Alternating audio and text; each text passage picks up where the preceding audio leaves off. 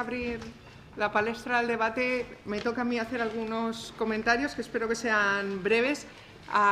Yo creo que el panel, que ha sido muy, muy intenso e interesante, ha hablado de recursos, pero sobre todo ha hablado de conexiones, ¿no? Y desconexiones. Y en ese sentido, la presentación de Eduardo se ha centrado mucho en el papel que a lo largo de la historia de Guinea han tenido las, digamos, distintas potencias, ¿no? Así que yo creo que completa bien otras ponencias que se han estado escuchando desde una visión de, más geopolítica, si queremos, ¿no? Del papel de España como potencia y de Estados Unidos, de Francia y de otras potencias, digamos, más occidentales. Aunque, bueno, tengo que decir, no estoy nada segura de que durante la independencia de Guinea Macías estuviera realmente apoyado por los servicios secretos de Estados Unidos. Bueno, lo has dicho como puede ser, yo creo que no, y de hecho, si lo has señalado, realmente los años de Macías fueron años en los que hubo más relación con el bloque soviético que con el otro bloque, ¿no? Que aparece de manera más fuerte a partir de los años 80, ¿no? Yo creo que en ese sentido la ponencia de Jackson nos ha situado en el otro hemisferio, ¿no? Y el papel creciente de no solo gobiernos, sino actores económicos asiáticos, ¿no? Y en ese sentido tenemos, ¿no? un panorama desde arriba bastante amplio que Alba ha completado desde una visión mucho más local desde abajo, ¿no? De cómo se pueden vivenciar, experimentar y imaginar esas conexiones. Yo, en ese sentido, creo que la ponencia de Alba, una de las cosas bonitas que ha tenido es hablarnos de la memoria, de las conexiones. Estamos demasiado acostumbradas a pensar en la memoria en términos de identidades locales fuertes frente a lo exterior, pero realmente también imaginamos y valoramos muchas veces lo que son y han sido las conexiones con otros lugares, ¿no? Bueno, volviendo un poco a la ponencia de Eduardo, al centrarse en la cuestión de las grandes potencias o las pequeñas o grandes potencias y sus gobiernos que hayan influido en la historia de Guinea, a lo mejor falta insistir en la autonomía que han tenido los élites y autoridades guineanas en ese juego, ¿no? Y en ese sentido también sería la misma pregunta que yo trasladaría a Jackson, ¿no? En todas estas conexiones ciertamente se ve la familia Nguema, pero no mucho, ¿no? No mucho. Entonces, bueno, yo creo que en otras ponencias hemos visto más esto. Entonces, bueno, habría tal vez que completar. Y en ese sentido yo vuelvo, si se me permite, a insistir que el principio de soberanía es muy importante para explicar por qué, ¿no? Ciertas familias locales tienen esa capacidad de conectar, ¿no? Sigo un poco con Jackson y bueno, y le transmito una cierta incomodidad bueno, no estoy segura de esto que voy a decir, ¿no? Pero digamos, la incorporación en el análisis como categoría analítica de esa división entre lo que es el ámbito criminal y lo que no lo es, ¿no? Esa diferencia entre lo legal y lo ilegal, utilizada, por supuesto, pues, por los distintos gobiernos y sus agencias. No lo sé hasta qué punto es tan útil, ¿no? O si no, podemos entender que también otros, no solo estos clanes, ¿no? Sino también otras empresas, por ejemplo, norteamericanas, también participan, ¿no? en distintos lugares de redes criminales, ¿no? O los mismos gobiernos, y el mismo gobierno de Estados Unidos, ¿no? Entonces yo creo que esa diferencia de voy a analizar el ámbito de lo criminal sin tener en cuenta que efectivamente los actores están entrando y saliendo, ¿no? Como, bueno, de alguna manera también comentabas, pues, bueno, esto es una pregunta. Y para no extenderme más, en el caso de Alba, mi pregunta crítica es, es también sobre conceptos, ¿no? Este concepto del proxy state o del estado proxy, ¿no? Porque yo creo que de alguna manera naturaliza, ¿no?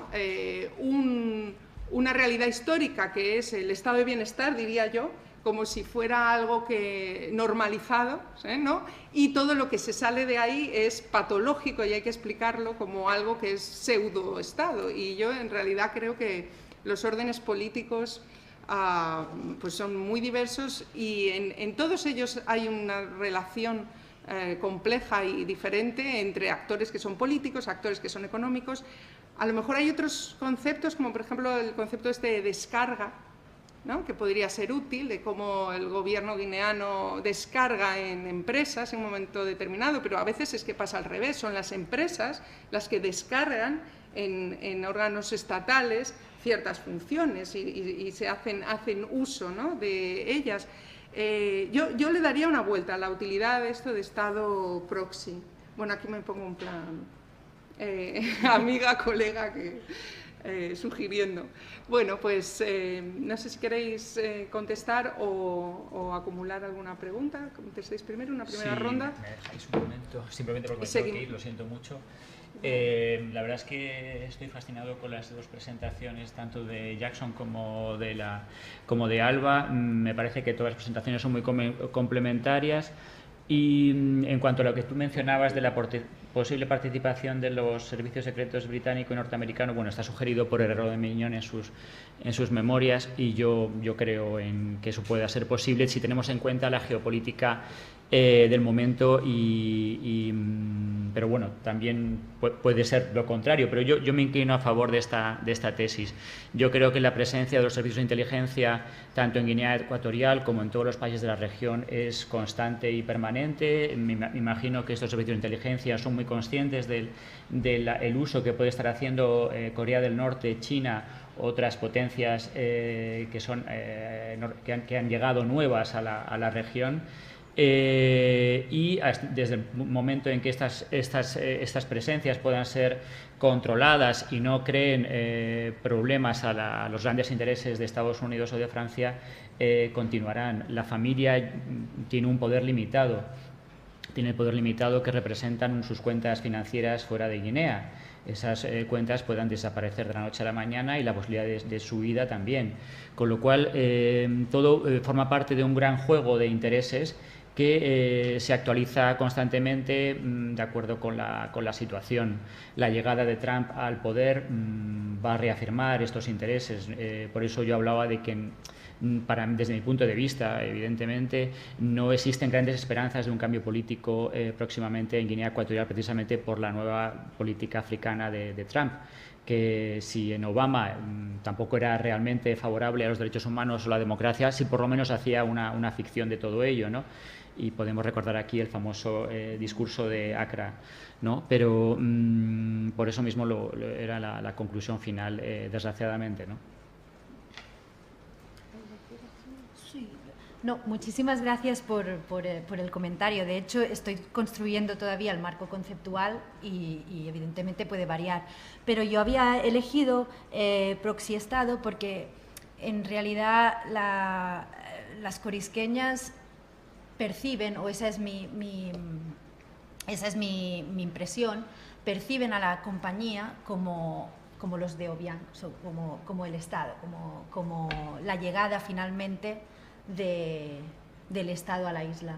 Entonces sí que tengo que matizar y tengo que elegir conceptos EMIC y ETIC para el análisis y obviamente tengo que trabajarlo y nada, no, muchas gracias por el comentario y está anotado.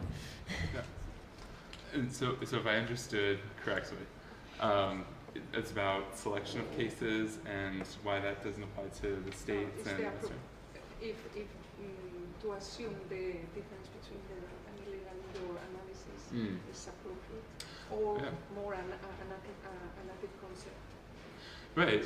No, I think so I think moving forward, I definitely I always need to take a step back, because take a step back and recognize how the stark division between criminal and non-criminal, illicit versus illicit, what makes these networks rather ingenious, for better or for worse, is the fact that they blend in both segments. And so, yeah, I can absolutely be stronger in terms of just highlighting the fact that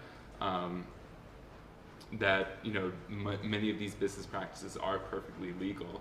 It's simply just the exposure and the capacity and the infrastructure to divert funds to illicit and criminal economies is there. So I appreciate the comments. Bueno, me vais a disculpar porque dije antes que teníamos que ir deprisa, entonces si os parece hacemos un único turno de preguntas y Está aquí el... Sí, y se agradece como siempre brevedad. A Juan no le voy a dar la palabra. Mira, por ahí empezamos, vamos a empezar por Adolfo.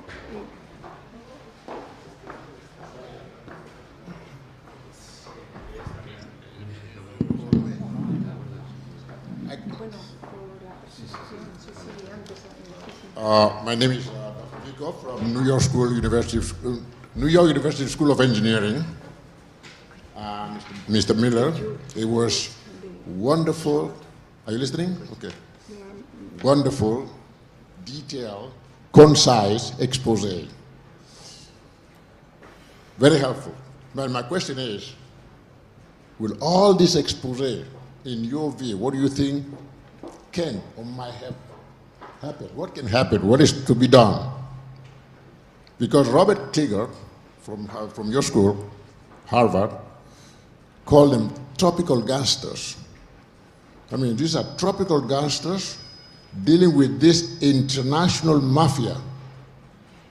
China. I don't think Uncle Sam, probably. But what do you think, in your view, can happen? You don't know, but what do you think with all this beautiful, wonderful expose? We are going to... Oh, okay. group it up. Sorry. Yeah. Thank you. Okay, I think they're going to take a group of questions. Yeah. good. ¿Había alguien cerquita también por ahí? No, vamos a acumular... Sí, vale, aquí por favor. Pero vamos a empezar. Sí, claro, he visto. Sí, pero es porque... Bien, realmente no voy a hacer una pregunta. Yo creo que las exposiciones, pero menos la que está en inglés, que no sigo, han sido muy excelentes. Y como no está ahora Eduardo, sí comparto con Alicia el tema de los servicios secretos, pero todo lo que ha presentado yo creo que es bastante conciso y acertado en el análisis. Bien, y apoyo también el tema del Segurestado de Guinea, pero no tanto, no solo por esto, sino otros elementos que yo creo que si se llega a analizar, yo vivo en Guinea, y si se llega a analizar se ve que esto es así. Pero quería compartir una impresión.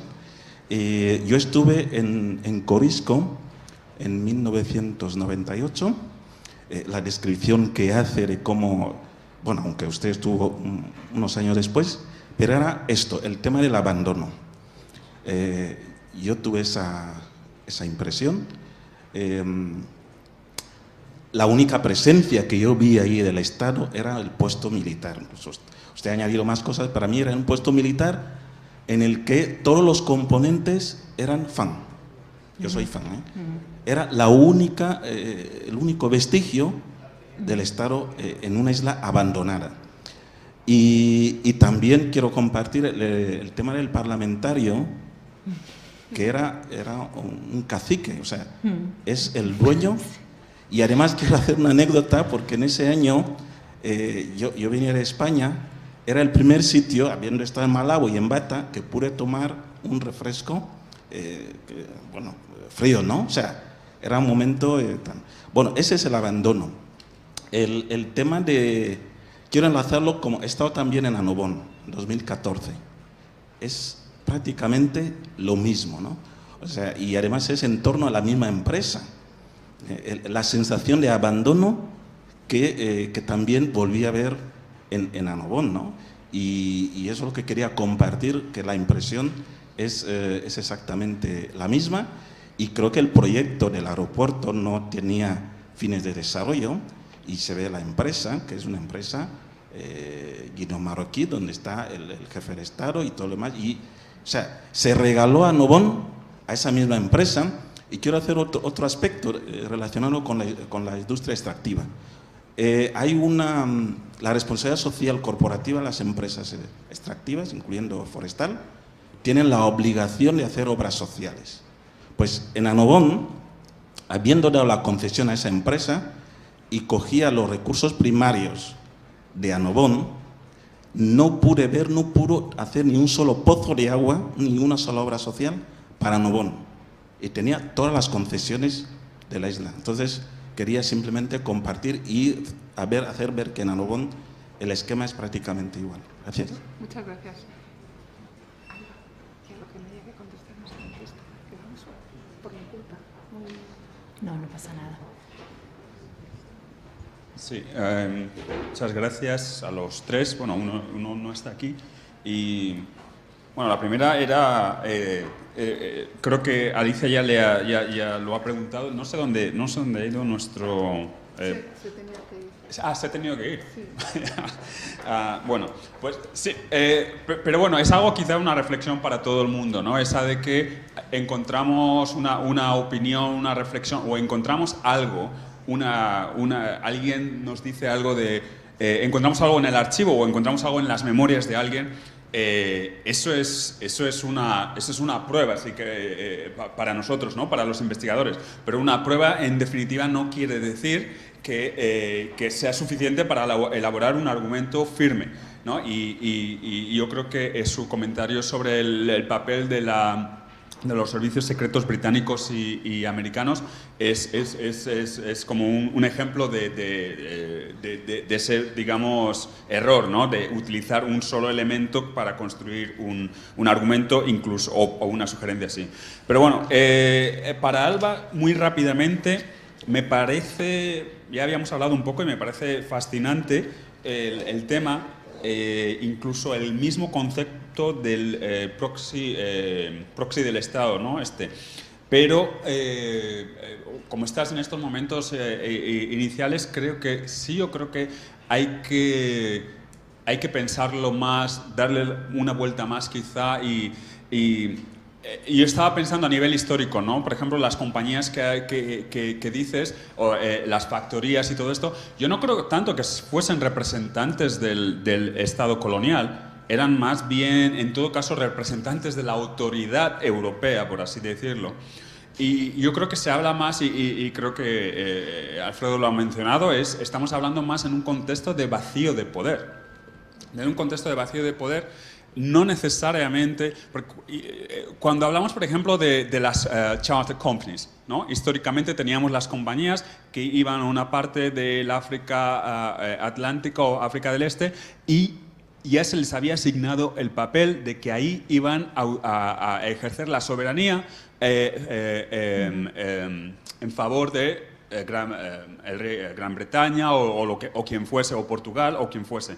Pero aquí es todo mucho más informal. Nos encontramos vacíos de poder, y yo creo que es poder, es más que sustituto del Estado, estamos hablando de sustitutos de poder. Esas factorías, el mismo Tesman, ¿no? Cuando estaba en el interior, se requería alguien a lo mejor que resolviese un conflicto y le van a buscar a él y todo esto. Es esa ausencia de poder la que les da una cierta autoridad, ¿no? Y entonces quizá aquí debemos distinguir entre el Estado y el poder en esta discusión. No sé qué piensas. Y luego para Jackson, yo hablé una vez con Jackson. I don't know if you remember. We tried to speak on through Skype. Oh, yeah. It's I am Enrico Kenve. So, pero voy a decir una cosa, es que yo también me he sentido un poco incómodo. Dilo en inglés. ¿En inglés? Okay. So, I I think last time we spoke, I told you something like, how are you going to find the evidence to like that smoking gun to show the link between these criminal or illicit activities and the operations on the ground in Equatorial Guinea. And I realized that this is very difficult. But more important than that, I think I felt slightly uncomfortable about the assumption that because we have Lebanese families operating in Equatorial Guinea or West Africa or whatever the case might be, there might be necessarily a link to terrorist organizations, especially in a country like Lebanon, which is a relatively small country. In the case of Equatorial Guinea, you could say that everybody is linked to Obiangema because everybody knows each other. So I think you need to have that in mind. And I think a little bit of history here is important because many of these Lebanese families had been around for a very long time. So perhaps what you need to see more is that, is there any change in the name of the actors? The actors, are they changing as the economic activities increase? Do we see a change of faces? Do we see like new names, new Lebanese families coming into the picture? But because if they are the same families that now are taking advantage of the economic boom, they're just simply taking advantage of the fact that they had been there for a long time. But if we see new faces, perhaps you could try to establish that connection.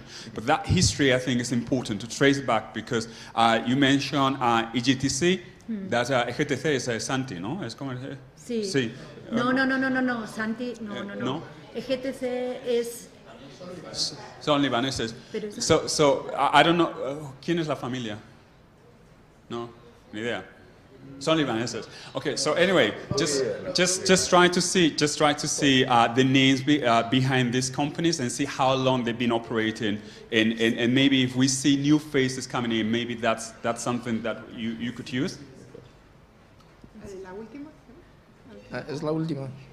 Bueno, casi como iba a pasar. Vamos a ver, lo único que quería hacer es un par de cosas. Para Alba, ¿no? O sea, cuando la gente dice ellos, la élite, y nosotros, que es la población, habría que profundizar un poco las percepciones. Porque, como también se ha dicho, parece que cuando, por ejemplo, se presenta una empresa en un sitio y luego se va, tanto las autoridades como el gobierno, el foco lo ponen en la empresa.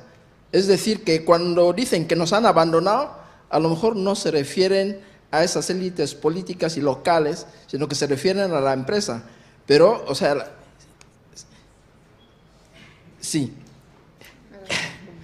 No, sí, yo te lo digo. Y luego, lo otro es, habría que profundizar en una reflexión sobre lo que ocasiona las percepciones que van de la euforia, ¿no?, a la depresión, o sea, en cuestión de días.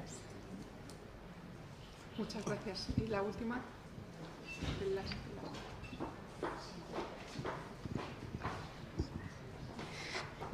Bueno, gracias a los tres por las ponencias, han sido excelentes. Y bueno, yo solamente para Alba, que me parece que va a ser un proyecto precioso y con un potencial y fantástico, ¿no? Va a añadir muchísimo para la etnografía en Guinea Ecuatorial.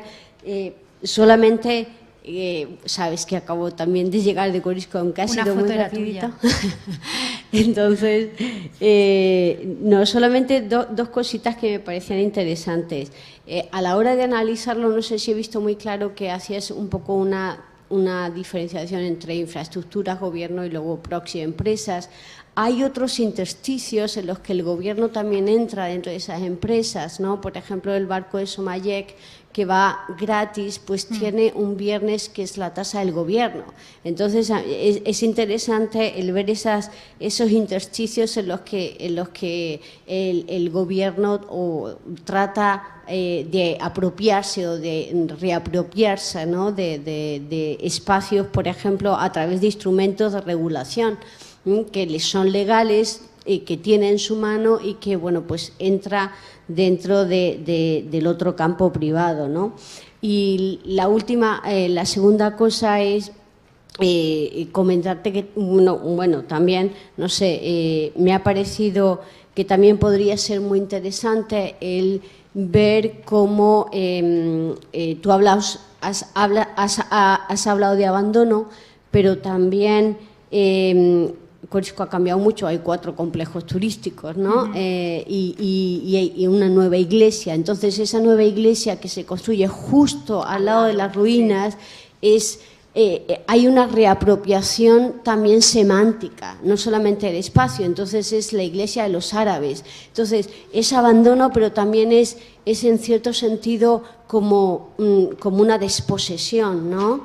Y no sé, analizarlo en términos semánticos, discursivos, que son muy interesantes, pues también podría proporcionarte, no sé, algo. Bueno, pues muchísimas gracias. Y tienen 1 minuto, no, 2, para contestar cada uno.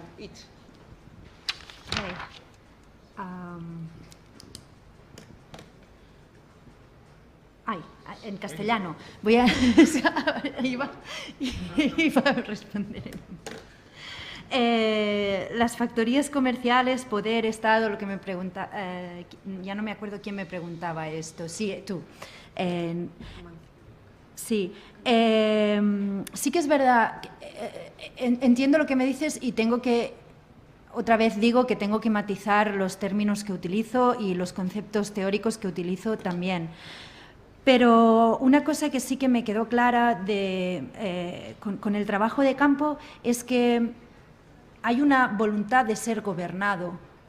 De hecho, tenemos todo de momentos históricos en que los Venga han ido a buscar a las autoridades, ya sean pues eso, compañías comerciales, o incluso van a buscar a los misioneros para que vengan a su isla, o van a buscar Boncoro va a buscar a los españoles para cederles el espacio de su reinado, ¿no? Todavía no sé si debo hablar de Estado o no, pero de lo que sí que sé seguro que tendré que hablar es de gobernabilidad, de voluntad de ser gobernado y de gobernamentalidad también. Y sobre lo que me decías tú, Susana, de la desposesión, sí, obviamente me falta trabajo de campo. La última vez que estuve en Corisco fue en 2012, la iglesia de los árabes que tú me cuentas no estaba todavía, y sí que me interesa muchísimo explorar todo esto y explorar también a nivel semántico cómo se construyen los discursos alrededor de los cambios que ha habido. Y además, yo no sé si tú has visto que los complejos turísticos estén funcionando o si hay turistas en los espacios, pero también hay un abandono de esas nuevas infraestructuras completamente high-tech y con edificios con agua corriente y aire acondicionado, porque nadie las utiliza, ¿no? Y también tengo que ver cómo esto se percibe y cómo... Si quieres te respondo a esas rápido. Sí. Amancio, sí. Las élites, sí. No, a mí la sensación que me dio es que la sensación de abandono iba dirigida al Estado. O sea, que la empresa se percibía como un agente del Estado.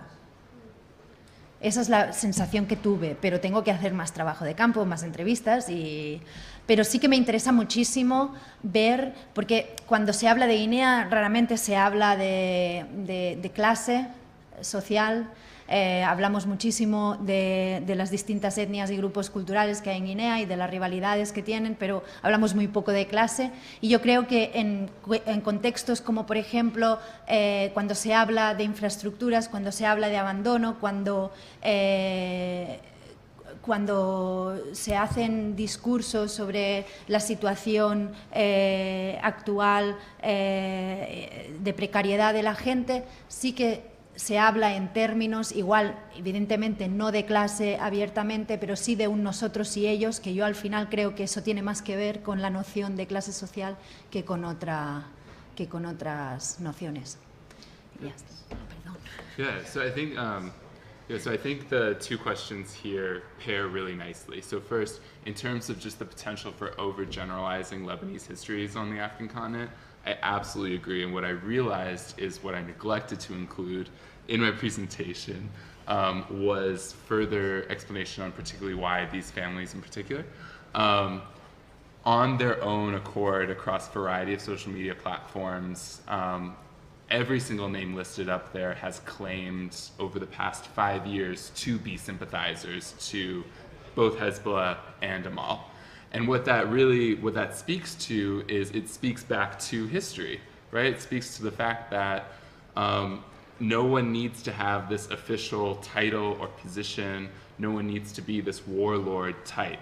But what this demonstrates is simply just the potential or the capacity. Whereas, all right, if the capacity for these very wealthy and illustrious individuals to claim unapologetically that they're in support of a controversial group, if that exists in tens and hundreds of thousands, that does provide at least not critical, but some supplemental revenue stream that could be more critical in the long run. In terms of histories, you're absolutely right in terms of peeling back the layers of key Lebanese migrations into the African continent, both from the 19th century as well as a result of the Lebanese Civil War in the 1970s and 80s, and everything in between.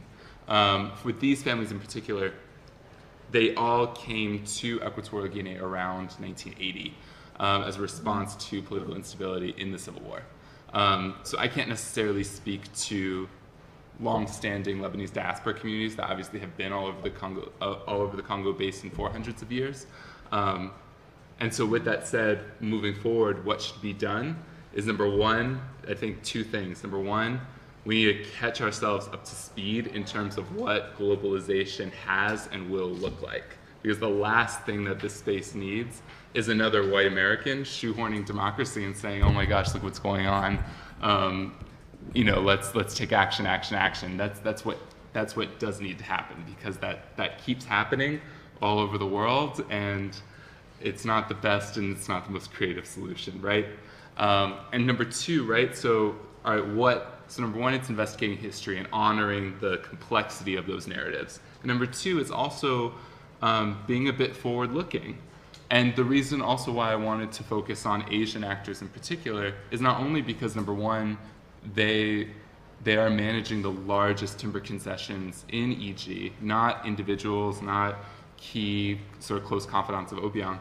But number two, also it's simply because there's such a discrepancy in literature in the ways that Equatorial Guinea sort of is facing outward as rendered by analysis or subject matter experts, right? Sure, historically, the transatlantic, the Afro-Atlantic corridor, the Afro-European spaces, it makes sense. However, given the proliferation of particularly Chinese and as a result Japanese and Indian investments all over the continent, as well as Middle East actors coming in and interacting with diaspora communities that have been on the continent, it's about mainstreaming and it's about centering those narratives and honoring the fact that the face of the average person in EG is not necessarily going to be Afro-European anymore. These communities that are looking eastward have been and will continue to be there, and that's where the growth will be generated from. So it's about simply just allowing ourselves the grace to take a step back and to continue to dive into what these networks actually look like before any sort of sexy law enforcement action takes place, because then we're doing ourselves no good. Thank you very much. Muchas gracias.